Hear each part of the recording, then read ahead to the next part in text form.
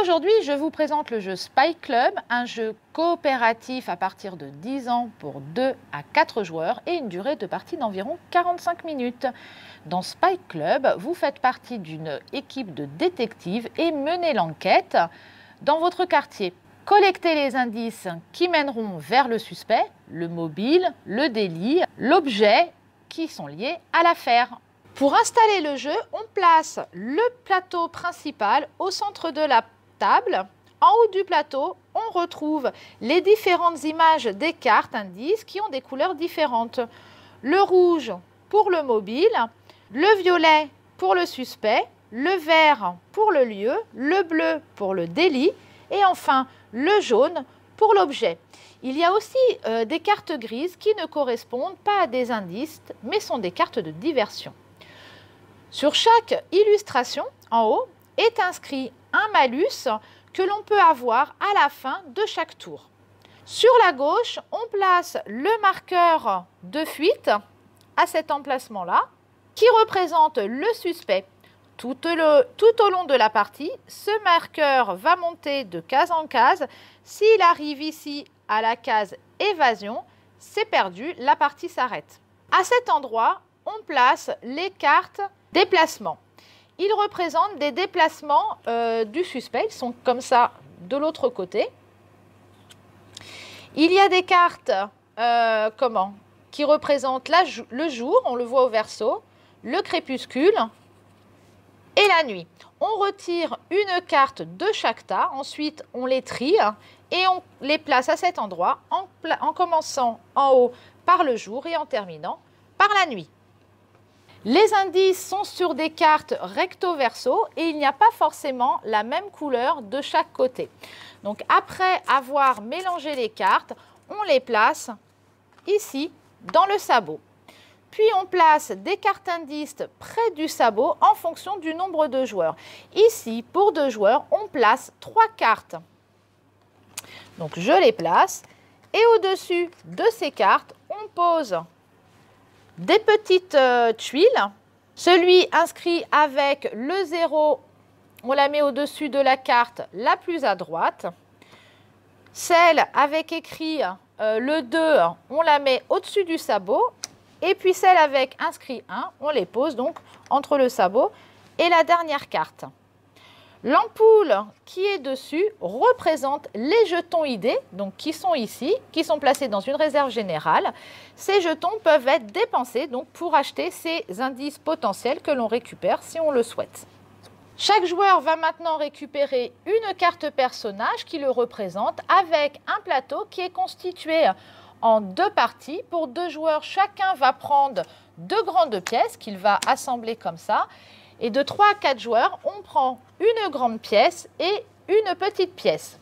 Chacun va également récupérer un jeton intuition qu'il va placer le plus à droite de son plateau. On place maintenant des indices pour chaque emplacement des plateaux en commençant par le premier joueur, ici, et l'emplacement le plus à droite. Donc, on va prendre dans le sabot, il va récupérer donc des cartes qu'il va placer au-dessus de sa réglette où il y a inscrit le mot indice et le joueur suivant va faire la même chose. Chaque joueur récupère également un jeton indice, voilà, et le pion suspect se place au-dessus de la carte indice le plus à droite du plateau du premier joueur, donc ici. Enfin, vous pouvez récupérer une carte résumée qui va vous indiquer le tour et les différentes actions. En fait, pour rassembler les indices, il va falloir poser des cartes de même couleur sous le plateau principal. Mis à part des cartes grises qu'on ne voit pas là, mais qui ne sont pas des cartes indices, mais qui sont des cartes de diversion. Donc en fait, si on choisit une couleur, soit ça sera que du rouge, que du bleu, que du violet, etc. Au-dessus de ces emplacements, il y a des symboles qui correspondent à la dernière carte du déplacement du suspect et indiquent l'indice à récupérer. Lors de son tour de jeu, les joueurs ont 3 actions possibles parmi 4 disponibles. Enquêter, qui consiste à retourner autant de cartes que l'on souhaite sur son plateau, ce qui permet de révéler des cartes de couleurs différentes. Changer l'intuition de place, donc c'est sa petite loupe sur un autre emplacement et qui permet de gagner un pion idée. Confirmer, donc cette action, elle permet de placer une de ces cartes en dessous du plateau principal. Si la carte que l'on prend de son plateau se trouve au-dessus de sa loupe, l'action est gratuite. Sinon, il faut remettre dans la réserve générale autant de jetons idées que d'emplacements de distance avec la loupe. Donc ici, si ce joueur voulait mettre cette carte-là, elle est à un emplacement de sa loupe, il faudrait qu'il paye un jeton idée. S'il voulait mettre celle-là, ça lui coûterait 2 jetons idée puisqu'il y a 2 emplacements avec sa loupe. Et la quatrième action est explorer, qui permet de prendre une carte indice potentielle. Ici, celle de droite, on a dit, elle ne coûte rien. Pour les autres, il faut dépenser des jetons idées.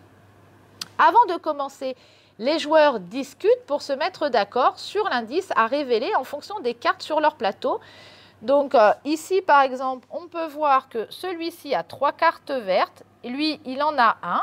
Il y a également 2 jaunes qui seront ressortis, puis une bleue et une violette. Ils se disent peut-être on peut commencer déjà par le vert. On a déjà potentiellement 4 cartes qu'on peut poser. Il nous manquera juste une pour compléter et à obtenir déjà un premier indice. Le premier joueur va donc démarrer avec une première action. Donc on a vu qu'il en avait 3. Donc il voudrait par exemple poser cette carte-là. Alors là, s'il la pose directement, ça va lui coûter un jeton d'idée. Donc ce qu'il va faire, c'est qu'il va déplacer donc une de ses actions, sa loupe. Il l'a fait, ça lui permet de récupérer en plus un jeton idée. Deuxième action, il se dit, ce que je vais faire, c'est que je vais poser une première carte. Voilà, on a commencé à mettre les verts. Ensuite, une deuxième action, il se dit, tiens, je vais en poser une autre.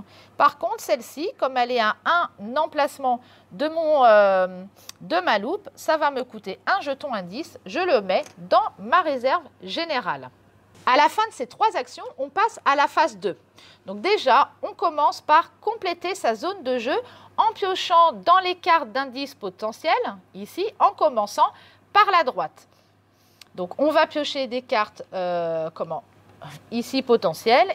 Donc, je la mets d'abord à droite et puis ensuite, ici. Ensuite, ici, on va compléter cette zone-là. On va glisser cette carte le plus à droite et puis on va placer, donc ici, 2 nouvelles cartes. On passe maintenant à la 3e phase du tour qui est le déplacement du suspect.